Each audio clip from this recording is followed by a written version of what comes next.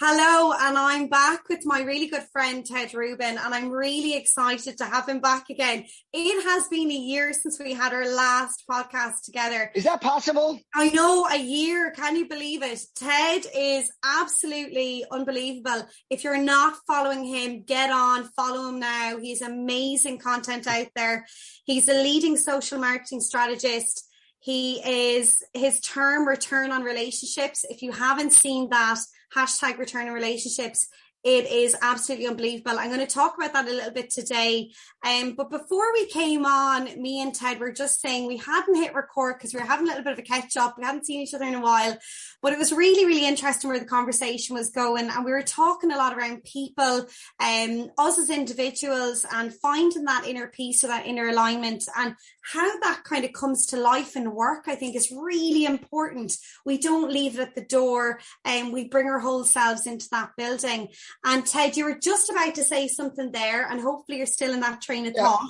And I want to say it's especially important now that so many of us work remote and that it's become so accepted, because we're missing some of that engagement we get, or we're missing a lot of that engagement we get when we're face to face with people. And I think people really want to know who we are and they want to know about us. So the point I was talking about is that, look, for years and years and years now, I've been in the social space since 2008 when I was at Elf Cosmetics. I was fortunate enough to meet with a lot of CMOs early on and really be a part of the whole growth of this thing. And for years, I've been saying more people hear and see what we say than you know, because so many of us are stuck on the likes and the views and all these different metrics that either give our company a measurement or give us a measurement of ourselves or our own self-worth. And what I've been saying for years, because I was seeing this along the way, and it became remarkably apparent to me in two specific times in my life over the last 10 years, but I've been saying way more people are paying attention. So many people are lurking. I always say, don't throw out the lurkers, because you'll throw out the diamonds with the dust. Because so many people either they don't want you to know they're there, or it's just not part of who they are. Or very often, especially in the senior executive and C-suite realm, they're them liking something. They worry about who might see it or who might say something, or are they watching someone they shouldn't be watching, or all the other nonsense that's involved. But in two times in my life, I really discovered and was able to put pen to paper to say, this is a fact, was number one, when in 2013, I left Collective Bias, which was a startup that I was a partner in with John Andrews. He had left a little bit earlier. We had just brought in a big round of funding, and things tend to change in startups like that, as you know, and both of us fortunately left with our equity. But all of a sudden, I didn't have that immediate connectivity to all these people, because Collective Bias had me flying all over the country. I was speaking at a lot of different events. And what I noticed right away was people still knew everything I was doing. People that I would walk into the lobby of a huge New York City office building, and some guy I never saw before would point at me and go, "Dude, you're Ted Rubin. I was at the event, or I saw your video, or let me see your socks," because I was known for my socks. I still am. I use a hashtag TedSocky. I post them wherever I go. People take pictures of them. Don't ask me. But it started, and I went with it. I was like, he's really. I did not know where that was coming from, but every I see your laptop stickers and I see your sock. It's like, it's brilliant. That's a good story too. And it used to be even more when I was on stage and other places. Yeah. But the point I'm making is, at that point in my life, I very specifically heard from people who knew everything I was posting, who knew every place I had been, who would again, senior guys that would say, "Oh, dude, I saw you take that ski trip with your daughter." It's like, wow. And remember, ski trip with my daughter is not some marketing article or some important business thing. It was a lot of the comments, I would say the vast majority, when people felt comfortable engaging, was about my personal life, was about a plane trip I took, or something with my daughters, or going to an event, or being on stage. But it was more about me than it was necessarily about my specific written content. And then it would lead to that, like, "Oh my God, and I saw your blog post about customer experience. That's so great." And then the second time this happened dramatically was after COVID. Yeah. So the pandemic had progressed. We all stayed home for a couple of years. In March, right around when we spoke, I went to my first conference in 2.5 years. I went to South by Southwest, and John Andrews dragged me there. Like, I wasn't really ready, but it turned out that a lot of people there weren't ready. They went there to see if it was going to be okay, to see if the vaccines were working, if there wasn't going to be a big outbreak. I think a lot of companies tested by allowing their employees to go. But what was remarkable is the same effect happened. It happens all the time.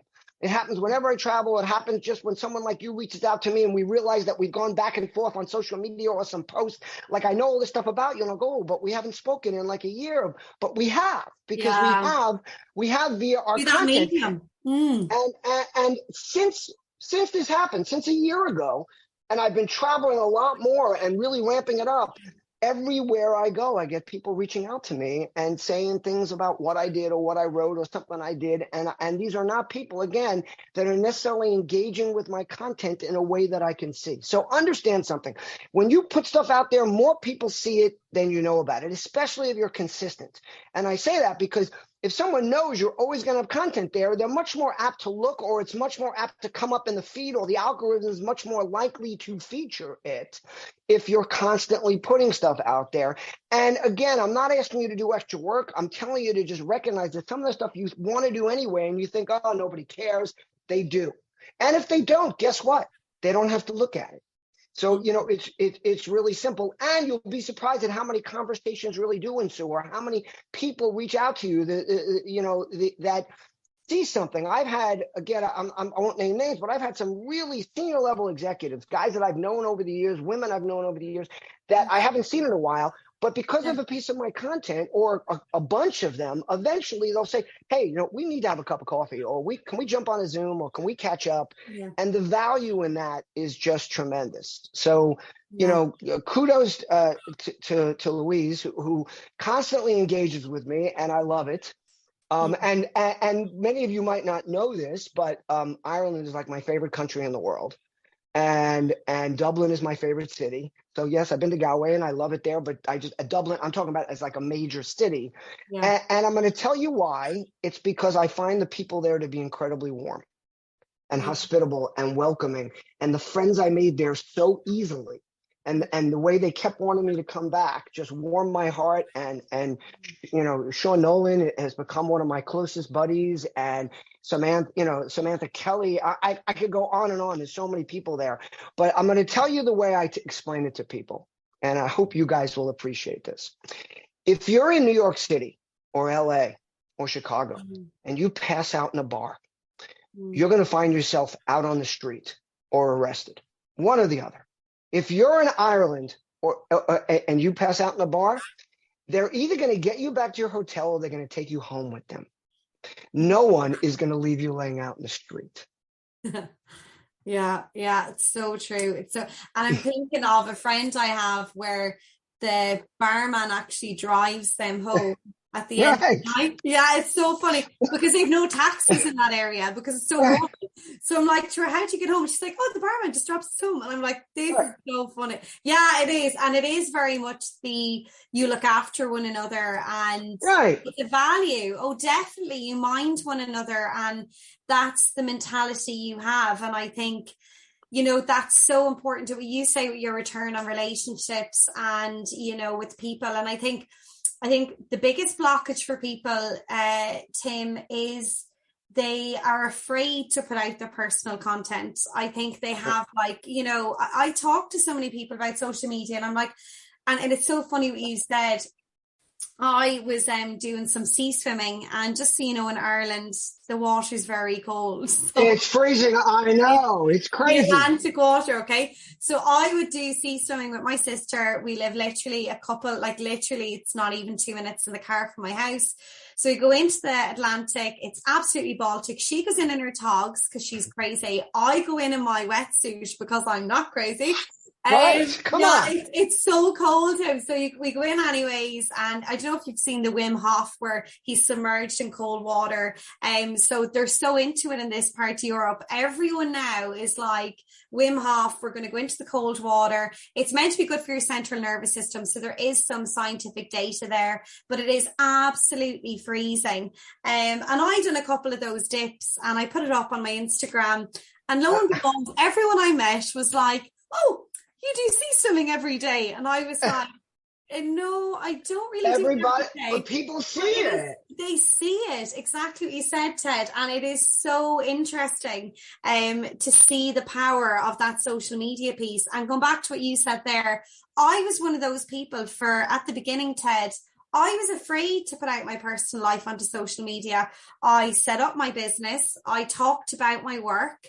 And I really kind of left my personal to one side. Does that make sense? Because it's a different type of vulnerability. No, it is. If you're someone like me, I am kind of private with my love life, with all of that, that I'm kind of like, oh, I don't know if I want to, everyone to know that, or I don't know, do I want to say that? So I only recently, I'd say in the last year, have people seen posts about my son, he does a lot of Thai boxing, so he competes all around Ireland.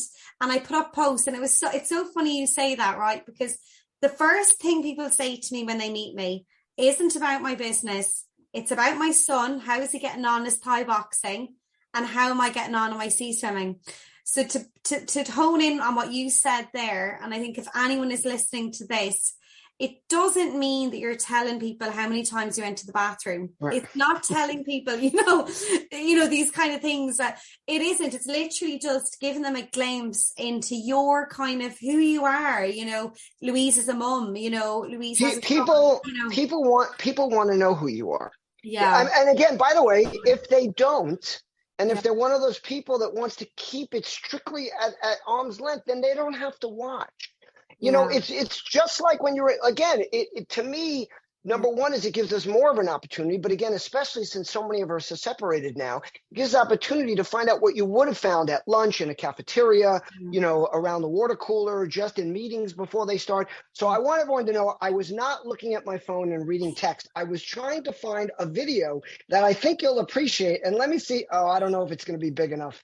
So this is a place you might remember. I hope it plays. This was a video of this place in Ireland where you jump in the water. And I don't know if you can see this. Yeah, I can see it. Yeah, I can see it. Yeah. Yeah. Where is that Blackrock? Is that in Dublin somewhere? Is it? No, this is outside. This is, I forgot the name of the town. I'd say it's Wicklow. It looks like Greystones or Wicklow or one of those. It's got a beach there. So Sean insisted we go, but it happened that as coincidence would happen, I was rushed to the hospital a week before I came to Ireland, and I needed surgery on an umbilical hernia. So when I got there, it was out of the question. I couldn't jump in the water. So I had the perfect excuse that I was just the cameraman. And every time Sean and I talk, he goes, the next time we go back there, you're not getting off so easy. Yeah, no, it is. So in Galway, we have a diving board as well. So it's nearly at Christmas time. It's absolutely freezing cold. It's a tradition in Galway that everyone on Christmas Day goes in for the Christmas Day swim. So they do for charity. This was I think the first week in November in 2016. Yeah, it's cold. It's cold. I mean, he was, like I said, I was just lucky that there was I'm like, I can't do it. I'm sorry. The doctor said no way, Yeah. Yes. Secretly inside, totally. But it's great whenever I talk to you, Ted, and it's obviously a natural thing that's obviously built into you and the fiber of who you are. You actually remember little tidbits about people, and you remember things and stories that connect people. And it's really interesting because I was talking to someone recently, and they said to me that we write down when they have customers in their store. It's a small store, okay? So they write down, it's a hairdresser's, and it's one of the first fully sustainable zero to landfill waste hairdressers in the UK and Irish market. Okay. And this amazing woman is creating a training program for L'Oreal, L'Oreal, the company, Sure. to support other hair salons to be 100% sustainable. And she really, really interesting. When she gets her clients coming into her, there's a note on each one of the clients that come into that hair salon. And beside their name, she writes down it was their daughter's communion, their son got married. So when they come in, whoever is on that reception desk is able to go, oh, Ted, I remember that your daughter had that thing. How did she get on? And I just thought, I was like, that is absolutely, and it's something small like that, but it makes such a massive difference. So I call that looking people in the eye digitally. Yeah. So let's see. I wrote a book called How to Look People in the Eye Digitally. It came out after Return on Relationship. And the whole point of it is that there's no reason for you not to do your research before you meet somebody or before someone comes into your store. Very often it's as simple as Googling them online or going to their Facebook or their page or their LinkedIn page. Or if you want to be more proactive, if you have a hair studio like that, you can ask people like, oh, we'd love to connect on Facebook, or you should follow our page, or something, so that you have access to things. So, I'll tell you a story. When I was just out of college, we're talking about 1980, so just a few years ago, my dad was the guy who kind of taught me about relationships, and I had my first job, and it was a sales job.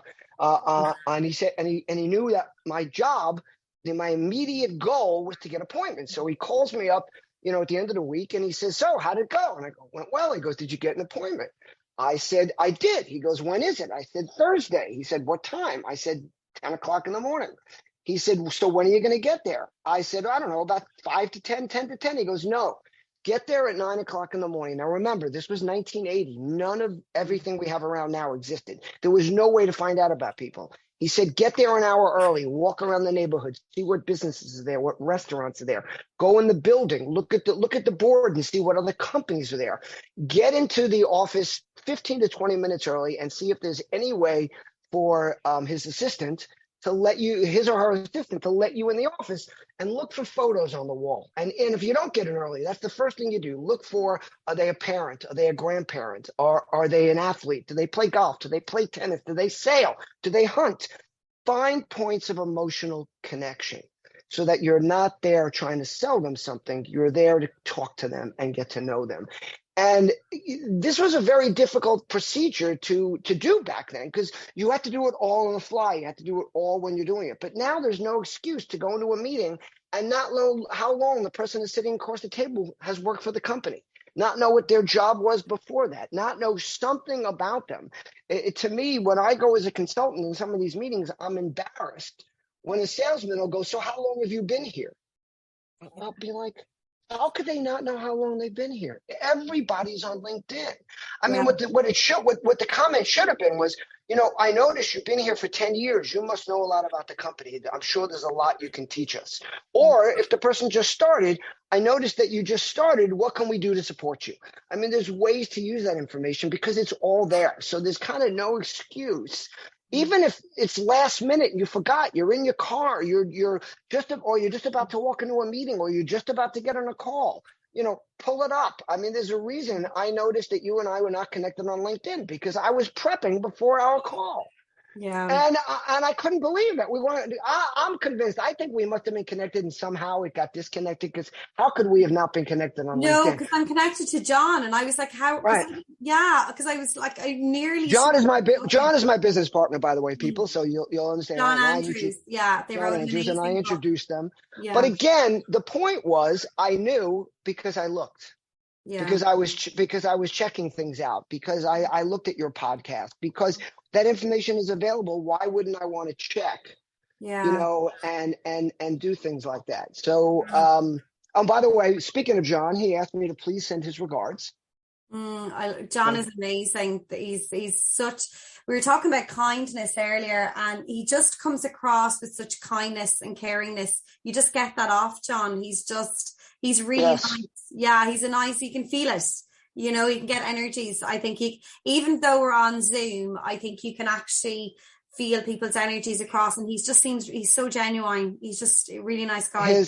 His southern accent from North Carolina doesn't hurt either, because y'all just makes you Yeah, feel yeah. makes you feel welcome. I love it. And we've no accents like that over here at all. So it's like, it is like you're listening to it and you're like, it's like nearly someone is singing to you. You want them to keep going. You know what I mean?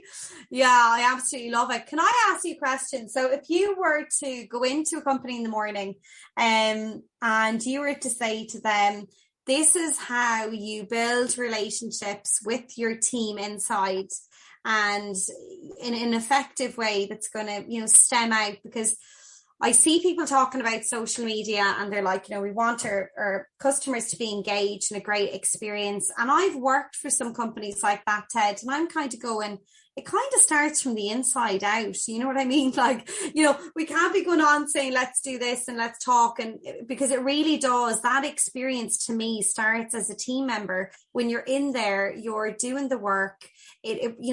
So what would you do if you were going into a company, you were taking it over? It could be a retail store. What would be the key areas you would now? I know you're laughing at me, but pretend, right? Ted what is that thing called again? That program? What is it called? Undercover Boss. Undercover Boss. Yeah. Okay. So pretend you own a chain of like retail stores, right? And Ted is coming in as undercover boss. This is actually quite fun. And you're coming in as the manager, right? And they're training you in, say, right? But the company. What would you be looking for? What would you kind of, I suppose, benchmark, or how would you figure out how to put your stamp on it, or make that great with the team? Well, I think the most important thing to remember is you can't just come in and change things. You at least I don't see that working. It's a valid, no, it is. And I think we forget about that. We have these ideas. I think that's good. I think you have to lead by example. Yeah. I think you have to start doing things yourself. I think that people mirror off of other people. So you start out by being, incredibly friendly, by showing true interest in the old expression. We all, I'm sure it's different in Ireland, but you walk by people in the States, hey, how are you? Or you say, what's up? But nobody waits for the answer. It's more of an expression of hi. Like, to me, I'm like, just say hi, because when you say hi, there's nothing. But when you say, how are you doing? But you don't wait to hear me tell you how I'm doing, or you don't answer. So I think that in a situation like that, it needs to be something gradual. You need to come in. You need to show people that you care about them, that you actually want to know who they are.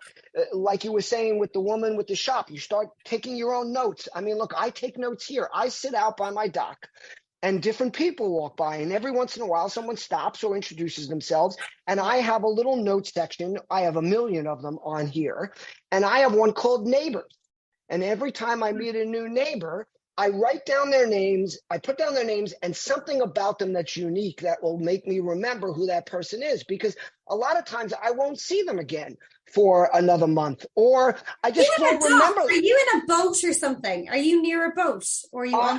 I live on the water, so I'm I have 100 feet of dock, and I'm off something called the Intercoastal, which is a big waterway that goes up and down the East Coast of the United States. But regardless, this could be anywhere. You're sitting outside. Yeah. You sit on your porch, and people walk by. And again, I'm sure you know how this is. Sometimes there were really nice people. The first time they walk by, they say hello. Sometimes it takes the 10th or 11th walk by, and they finally go, "Oh, by the way, I'm Louise. Oh, I'm Ted." So I write that stuff down. Wow. And that way, the next time I see that person coming, I can if I don't remember who they are, I can quickly go to my phone, pull up neighbors, and say, "Oh, the woman with the long black hair, with the husband with the mustache," and and I'll go, "Oh, Dan and Joy, how are you? Nice to see you." And they're like, "Oh, wow, you remembered our names." And I do the same thing for businesses, for people. In my phone, after I meet you, very often the first conversation we had will go into my contacts file. So I'll have the person's name, and then it'll say how I met them at Brand Innovators in Las Vegas on 2/3/23. And then if we have an initial email, I'll take that email and I will put it into my contacts.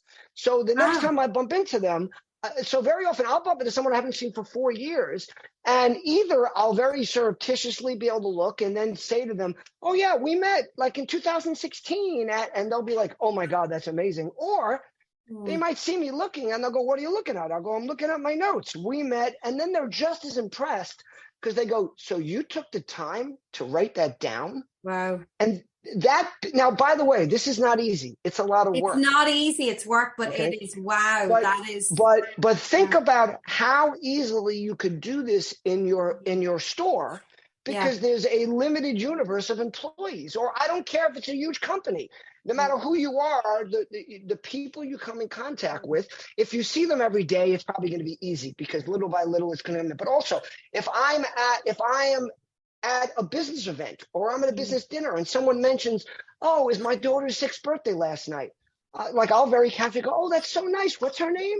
Oh, Lori. And then I'll quickly put into my notes, Lori, birthday with the date. And now every year, look, I used to reach out to people every year on their birthday and I had a notebook. This is before all the tools we have. Everything was manual. I had a book that over Christmas, every year, over Christmas vacation, I would rewrite it into my new date book, into every date where somebody's birthday was. Wow. Okay, now it's done for us because of Facebook and LinkedIn. So now I write something like special. I don't just write happy birthday. I send a quote or something that's my quote of the year or something that I'm sharing just to make it a little bit more unique. But what I really love to do is find out when their wife's birthday is, or when their kid's birthday is, or when their mother's birthday is, because that they do not have posted on social media. So when you reach out about that, they're like, oh, wow. Like, literally, I have a dear friend I grew up with, and she had a son that passed away many years ago. And I know her since we were kids. And I have that date in my contacts because I know that it's a very important date to her every year. And when I reached out to her this year, she says, you are, including my family, the only one that reaches out to me on that day. And it means so much to me. These are things that let's go back to your example. I'm a new manager. I'm in a store. I want to try to affect these changes throughout the chain. But I've got to start it in one store. So start paying attention, start knowing who people are, start sharing content and getting them more comfortable with it. Because, oh my God, Ted's sharing about the store, and then gradually what I'd like to do is something that Sue Zimmerman, who calls herself Instagram, well, at least she used to call herself Instagram gal. I'm not sure what she calls herself now, but for years and years, back from when I first met her, I think in like 2011, she started becoming an Instagram expert because she owned a retail store. And she started using Instagram. Then she started requiring that all her associates have an Instagram account and share about the clothing that was coming in, about the store, about the day.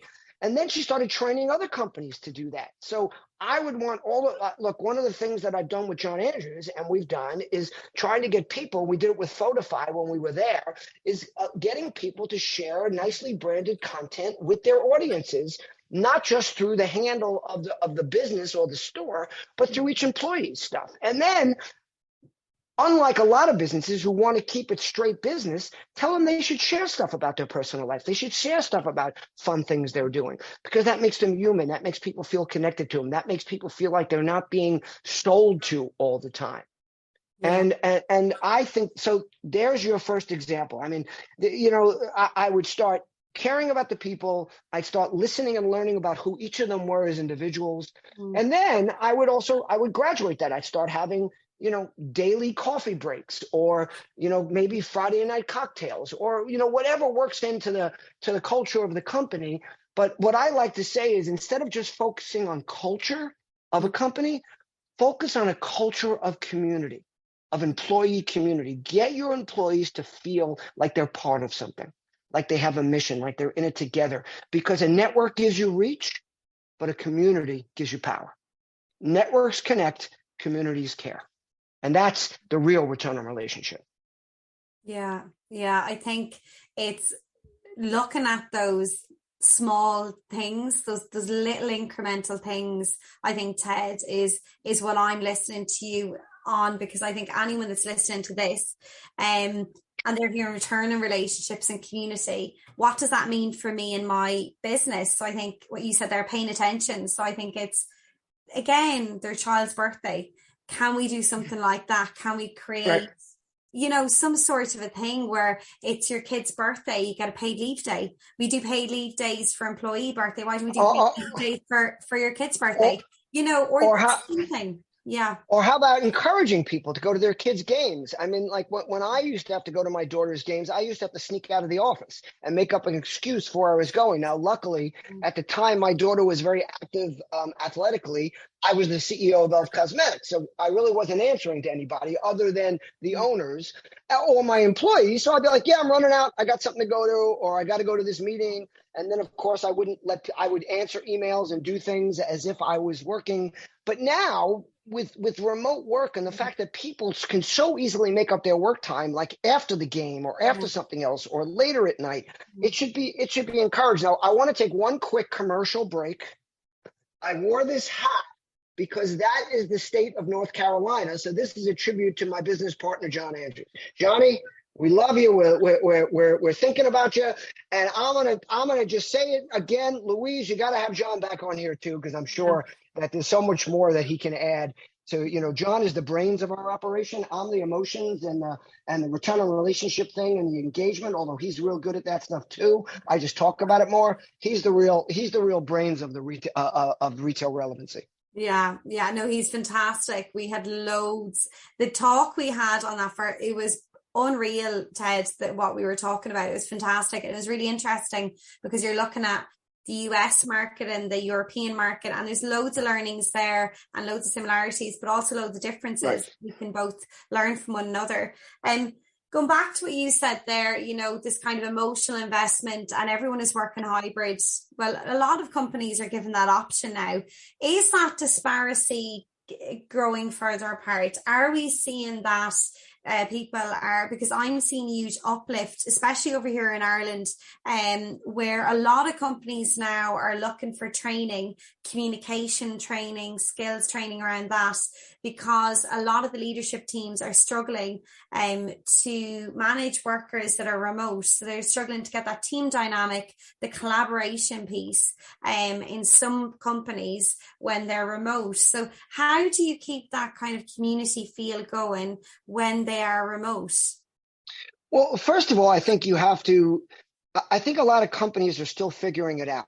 Yeah. A lot of companies are deciding where they want to be. A lot of companies are pushing back now and trying to get people back into the office because it's easier for them, the companies. It's easier for the brand or the company to manage it if everybody's local. So they're, of course, looking for what's easier for them.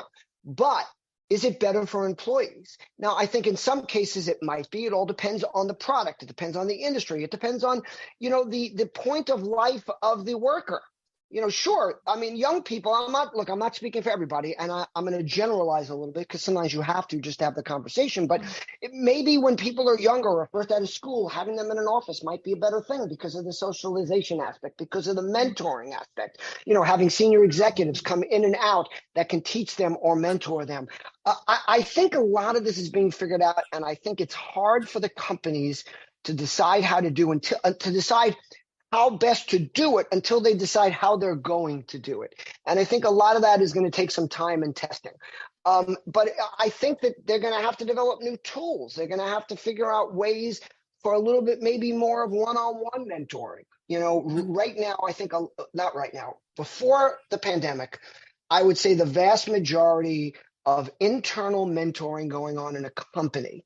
I'm not talking about the idea of having a mentor that you pick from the outside, but most internal mentoring happened, number one, serendipitously. It happened because people were together, because people were close to each other. Some of it was encouraged by companies in a great way, but again, it was easy because they were right down the hall and they could say, hey, let's just get together for 10 minutes. They didn't have to plan a get together. So I think a lot of it now has to just figure out how do we rework this so that people are still getting that feedback. Do we have to assign mentors? Because it might be a little harder like a lot of mentoring happens without it being a mentor. Like I say, I mentor a lot of people, but I never never take on the title of your mentor. And when someone feels they need that, I send them to somebody else, because that's just not a commitment I can make. But I mentor a lot of people just by my daily conversations and getting on the phone with them.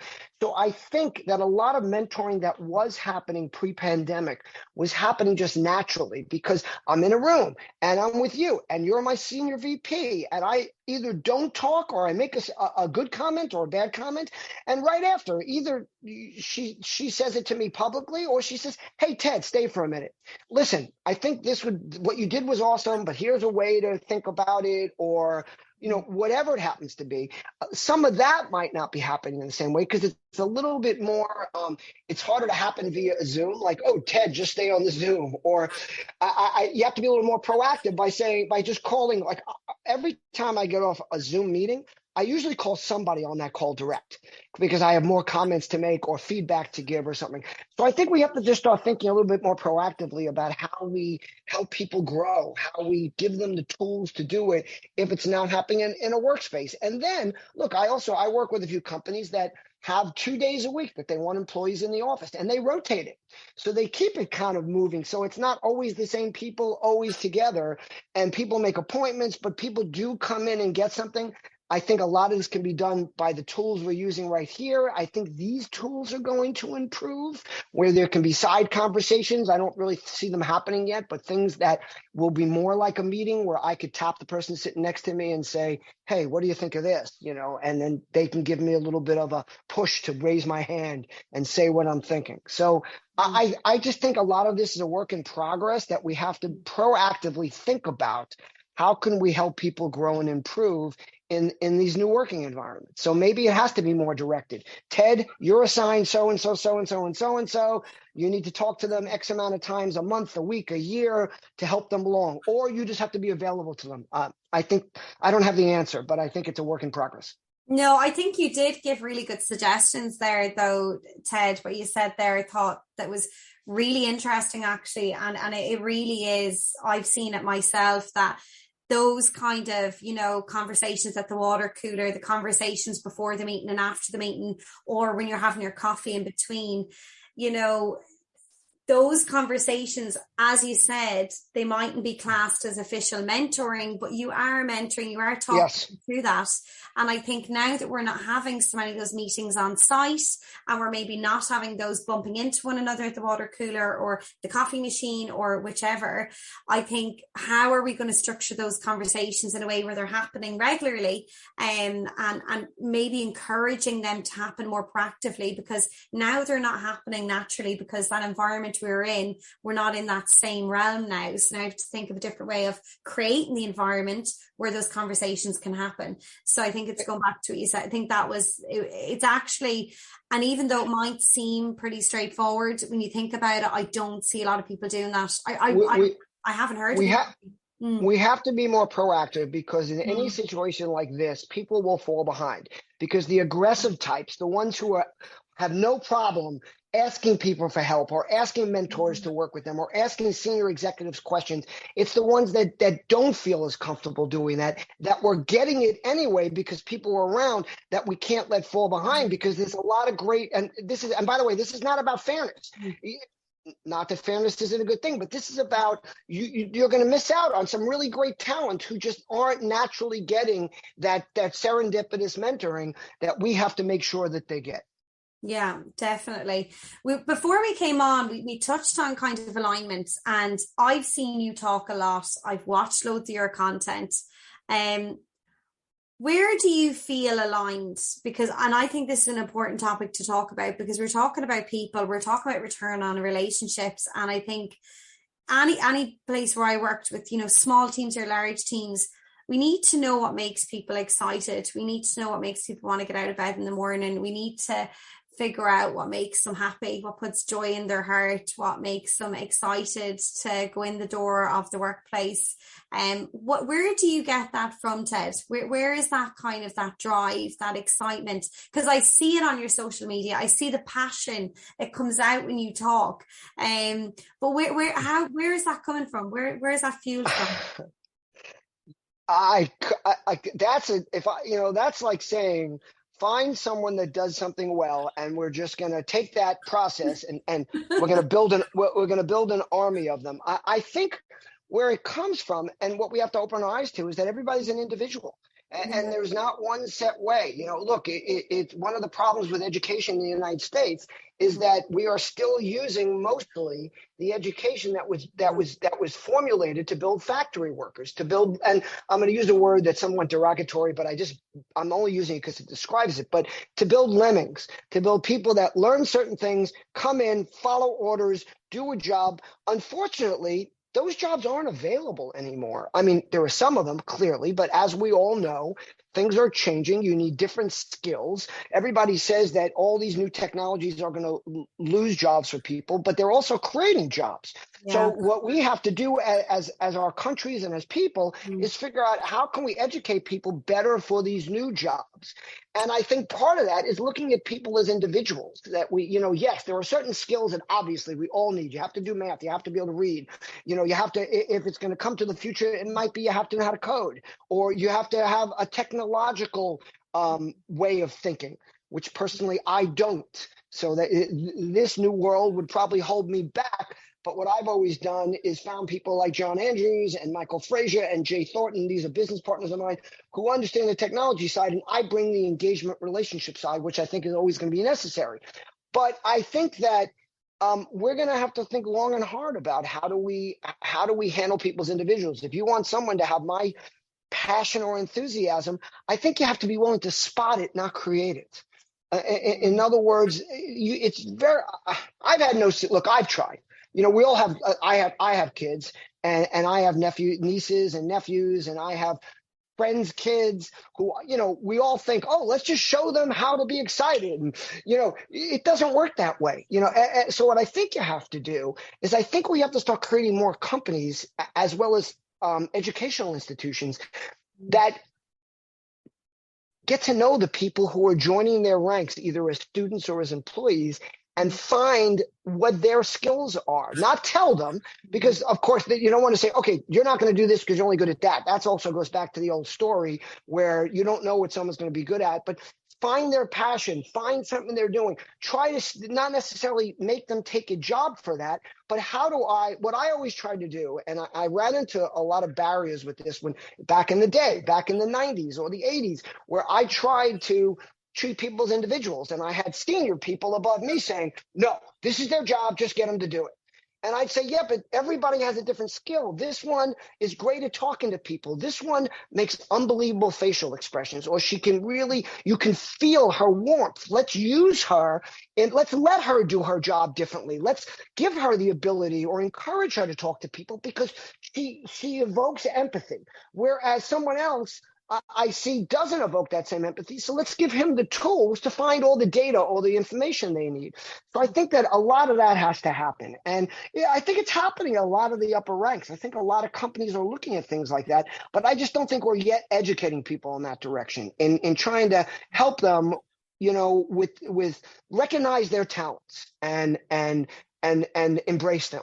Instead of saying, oh, wow, Ted, you're way too over. I used to hear this all the time. You're too enthusiastic. Take it down a notch. And you know how you make someone feel when they get all excited about something, they raise their hand and you go, hey, calm down. Those are the skills I think we have to learn to teach some of our more senior people and our people in management roles about how to welcome that enthusiasm rather than suppress it. Love that, Ted.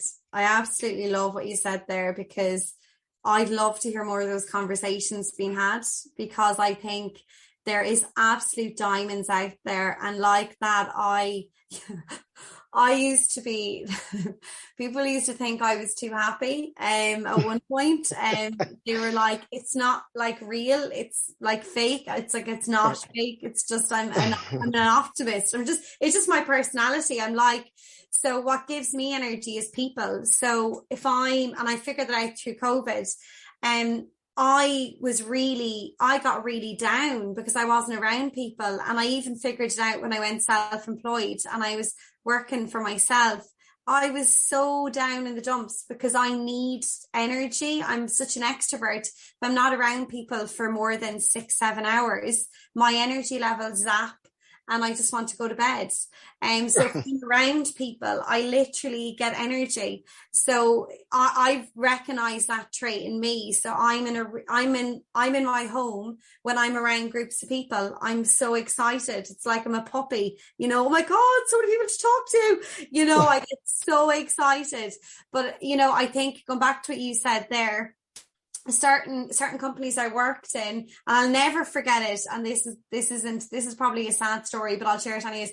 I worked in a company years ago. I think I was 18 at the time, and it was a glasses company, and I was brought up, I suppose, I was working since I was 13, and I was brought up with the mentality that you always have to be busy, Louise. You can never go in and stand around. And I remember I worked in this particular glasses shop, and everyone was standing by the really expensive luxury glass cases, and the customers would come in, and I would never stand still. So I'd be cleaning everything, I'd be up talking, I'd be running around the shop. And I remember the manager pulling me in one day, and I'll never forget it. And he said, his words to me was that I needed to stop running around and cleaning. And I said to him, I was really confused at this point, because I felt that I'd done something wrong, because it was a really serious conversation. And he seemed a bit cross with me. And I said, I'm just a little bit confused. Like, why do you want me to stop cleaning and doing stuff and fixing the displays? And he said to me that by me being so active, all the rest of the team were unhappy with me, because they felt I was making them look bad because they were standing around. So I didn't take this very well, right? I bet. No. So I lasted about an hour of standing, and literally it was like there was ants in my pants. I was standing and I was wibbling and wobbling. And I went back to my old, I better keep busy. And I was later let go from that role because I was working too much, and I was seen as not fitting into the culture. Now, that is a typical example. I don't share that. This is the first time I've actually ever shared that story. But it was one of those things, and it's what you said there to me. They didn't see what my skills were.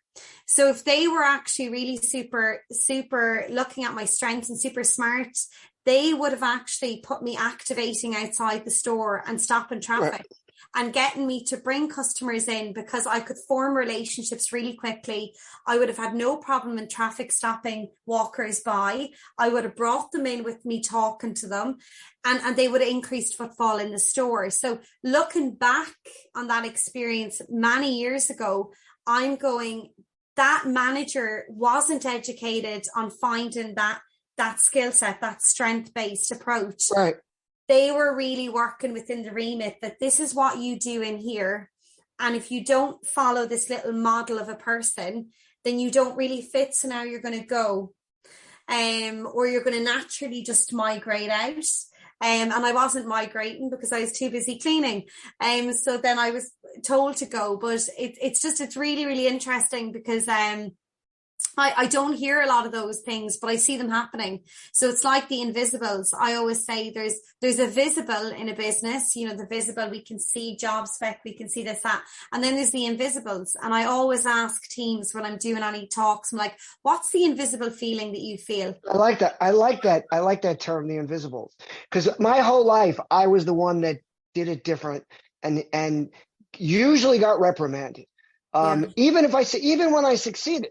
Like, well, you're ruining it for everybody else. Like, wow, you are the best salesman here. You're selling the most, but you're not following so for me, it was kind of similar. I worked in someone with the opposite thing. My first job in a retail store was at a store called Schwatzky's, which was in my hometown. And it was like the clothing store for everybody. And you had to always be busy.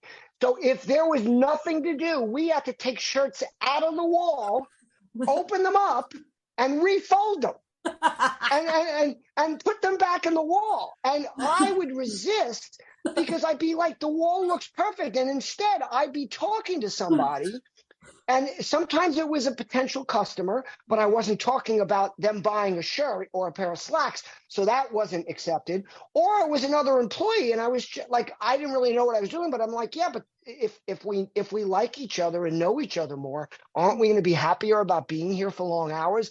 And they would have none of it. It was like, do it this way. But I would always skirt the edge. Like I'd always be the one going off and doing something else, or helping out somewhere else, or doing something. And then when I was first out of college, I was a salesman in the stock brokerage business, and you were required to make 200 calls a day.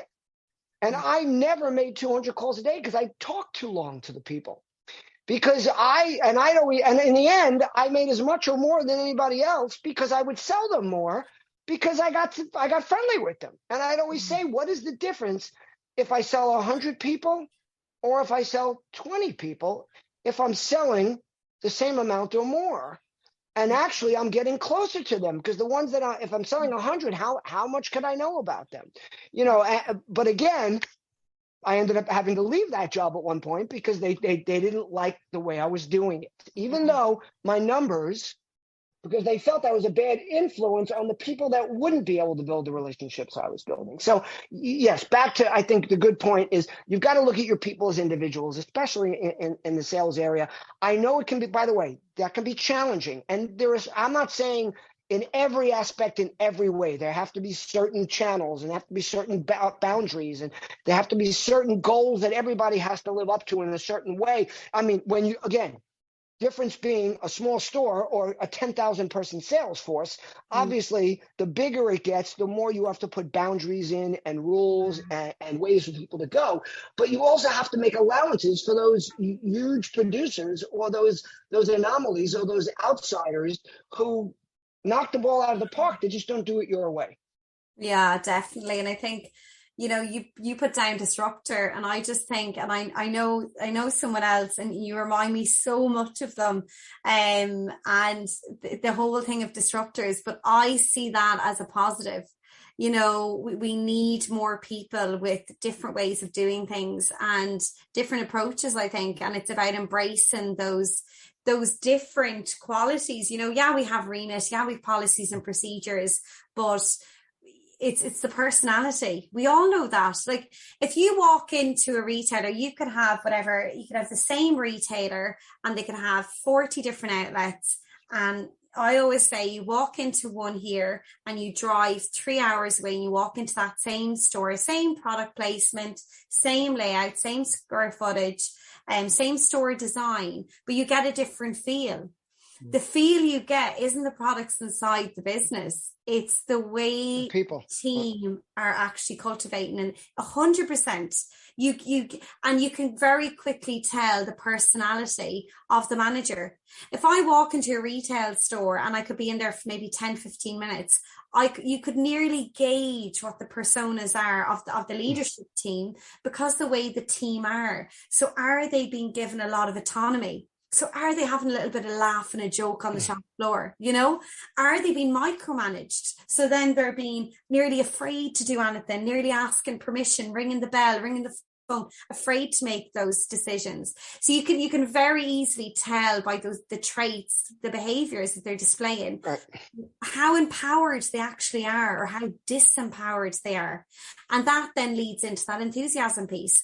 Because if I'm not allowed to make any decisions because I'm not feeling that I'm actually of good or of use, I'm not really going to care, because I'm not given that accountability or that empowerment piece, from those people above me. So I think it has such a knock-on effect to whoever comes in that door, whatever customer is in there, they feel that. 100%. Yeah. Yeah. I love this topic. I freaking love it because I lived and breathed it for 15 years and I have a bunch of stories, like crazy stories, where I remember all these different things that happened, but it comes back to the same thing. If we're happy going in, and it doesn't mean that we have to be happy jappy all the time, but if we're happy and if we show kindness and support to people that are inside in that building, like we would a family member walking into the door of our house, it's the same thing. If we show appreciation, we see the difference that makes, across the board, and the business will have growth. You can see that, it happens. Mm-hmm. It's just a natural effect, the outcome. And what annoys me sometimes is, Ted, is that I hear people talking about KPIs and, you know, key performance indicators in the business and conversion and average transaction, units per transaction and all of this. And I'm like, that's the output. That's the result. What is the input? What are you putting into it? And they're like, products. And I'm like, no. What is the input? The human skill. What are you doing for the humans that are inside the pulse, the people, in order to get to that place? So I think when we start working with that mentality, we see the domino effect where that actually does increase across the board. Yeah, 100%. I've loved talking to you, Ted, and it's been absolutely amazing. What tip do you have to give anyone that is thinking about that, maybe wants their team to maybe get behind social media in their business, and maybe the team are a little bit resistant, because that can happen sometimes where they go, why do I have to do marketing or social media for this place? It's bad enough I'm in here from 9 to 6. Now they want me to post. Like, how do you get that buy-in?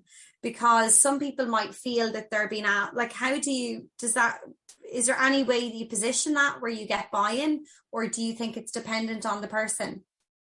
I think it's dependent on the team, on the leader, on not an expectation that it'll happen overnight, on not expecting it to be 100% consistent and all the time, but helping people to understand that it's going to help the business. And if we help the business, we help each other, and you help your own job. And if you don't want to make it personal about you, just make it about the business. Just take, again, if it's a retailer, take pictures of the clothes, post something just so people know where you're working. Or say to some people, if this isn't something you're comfortable with, then you don't have to participate.